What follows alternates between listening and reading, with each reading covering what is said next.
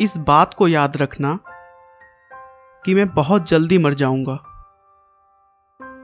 मुझे अपनी जिंदगी के बड़े निर्णय लेने में सबसे मददगार होते हैं, क्योंकि जब मैं एक बार मौत के बारे में सोचता हूं तब सारी उम्मीद, सारा गर्व, असफल होने का डर, सब कुछ गायब हो जाता है और सिर्फ वही बचता है जो वाकई में जरूरी है।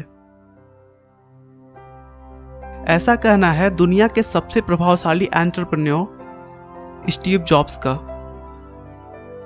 जिन्होंने अपने संघर्ष के दम पर वह मुकाम हासिल किया जो कि हर किसी के बस की बात नहीं। एप्पल कंपनी के को-फाउंडर इस अमेरिकी को दुनिया सिर्फ एक सक्सेसफुल एंटरप्रेन्योर, बिजनेसमैन और इन्वेंटर के रूप में ही नहीं जानती, बल्कि उन्हें विश्व के मोटिवेशनल स्पीकर्स में भी कहीं ऊंचा दर्जा प्राप्त है। स्टीव जॉब्स का जन्म 24 फरवरी 1955 को कैलिफोर्निया में हुआ था। स्टीव की मां कॉलेज में पढ़ने के दौरान ही स्टीव को जन्म दिया था और तब तक उनकी शादी किसी से नहीं हुई थी। इसी वजह से वो स्टीव को अपने पास नहीं रखना चाहती थी और उन्होंने स्टीव को किसी को गोद देने का फैसला कर लिया। स्टीव जॉब्स को कैलिफोर्निया में रहने वाले पॉल और कार्ला जॉब्स ने गोद लिया। पॉल और कार्ला मिडिल क्लास फैमिली से थे और उनके पास ज्यादा पैसे नहीं हुआ करते थे। फिर भी वो स्टीव की हर जरूरतों को पूरा करते थे और उन्हें सबसे अच्छे और महंगे स्कूल में पढ़ाया। स्टीव की प्रारंभिक शिक्षा मोंटा लोमा स्कूल में हुई और सन 1972 में अपनी कॉलेज की पढ़ाई के लिए ऑरेगन के रीड कॉलेज में एडमिशन ले लिया, जो कि वहां की सबसे महंगी कॉलेज थी, जिसकी वजह से उनके माता पिता हर प्रयासों के बाद भी उनकी फी नहीं भर पाते थे। स्टीव को भी अपने परिवार वालों को प्रॉब्लम में देखकर रहा नहीं गया।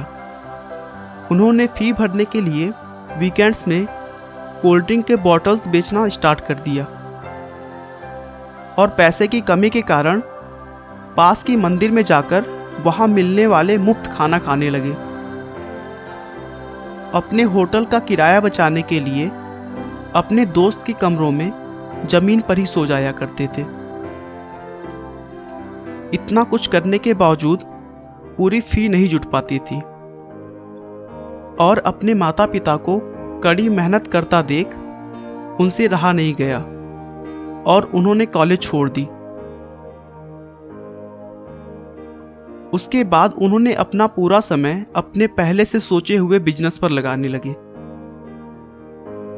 स्टीव ने अपने स्कूल के दोस्त वोजनियाक के साथ मिलकर अपने पिता के छोटे से गैराज में ऑपरेटिंग सिस्टम मैकिन्टोश तैयार किया और इस ऑपरेटिंग सिस्टम सॉफ्टवेयर को बेचने के लिए एप्पल नाम के कंप्यूटर का निर्माण करना चाहते थे, लेकिन पैसों की कमी के कारण वह ऐसा नहीं कर पा रहे थे।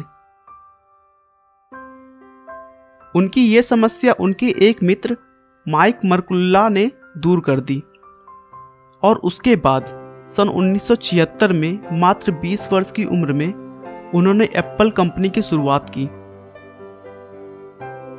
स्टीव और उनके मित्रों की कड़ी मेहनत से देखते ही देखते कुछ सालों में एप्पल कंपनी एक छोटे से गैराज से बढ़कर $2 अरब और 4000 कर्मचारियों वाली कंपनी बन चुकी थी।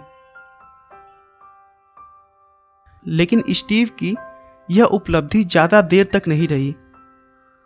उनके पार्टनर्स द्वारा उनको नापसंद किए जाने और आपस में कही सुनी होने के कारण एप्पल कंपनी की लोकप्रियता कम होने लगी और धीरे धीरे कंपनी कर्ज में डूब गई, जिसके बाद बोर्ड ऑफ डायरेक्टर की मीटिंग हुई और उसमें सारे दोस्त स्टीव का ठहराकर सन 1985 में उन्हें कंपनी से बाहर कर दिया। ये उनके जीवन का सबसे दुखद पल था, क्योंकि जिस कंपनी को उन्होंने कड़ी मेहनत और लगन से बनाया था, उसी ने उन्हें निकाल दिया था। स्टीव के जाते ही कंपनी की हालत और ही बदतर होती जा रही थी। एप्पल से निकलने के कुछ सालों बाद स्टीव ने नेक्स्ट इंक और पिक्सलर नाम की 2 कंपनियों की शुरुआत की, और वो भी काफी सफल रही। एप्पल अब धीरे धीरे टूटती जा रही थी, और ऐसा देखते हुए एप्पल के बोर्ड ऑफ डायरेक्टर्स ने स्टीव जॉब्स से कंपनी में वापस आने की बहुत रिक्वेस्ट की।